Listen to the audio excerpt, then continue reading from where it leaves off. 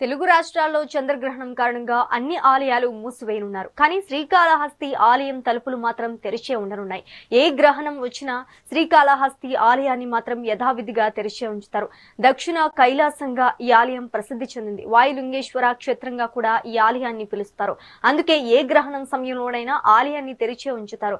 ఇక స్వామివారికి గ్రహణకాల అభిషేకాలు నిర్వహిస్తారు.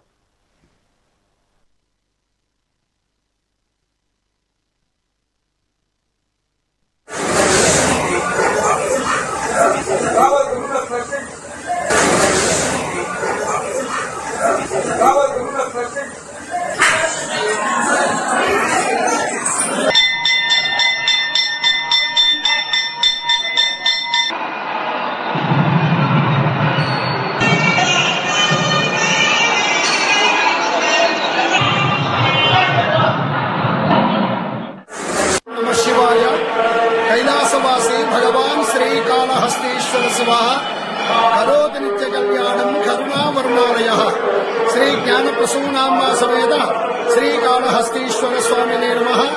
3వ తేదీ అనగా మంగళవారం రోజున పాల్గొన శుద్ధ పూర్ణిమ. ఆ రోజున కేతుగ్రస్త చంద్రగ్రహణము, పాక్షిక చంద్రగ్రహణము.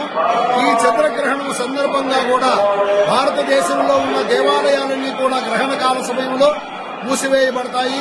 శ్రీకాళహస్తీశ్వర స్వామివారి దేవస్థానం మాత్రం గ్రహణకాల సమయంలో ఆలయం తెరిచి ఉంచి విశేషంగా స్వామివారికి అమ్మవారికి కూడా గ్రహణకాల శాంతి అభిషేకము అత్యంత వైభవంగా నిర్వహించబడుతుంది.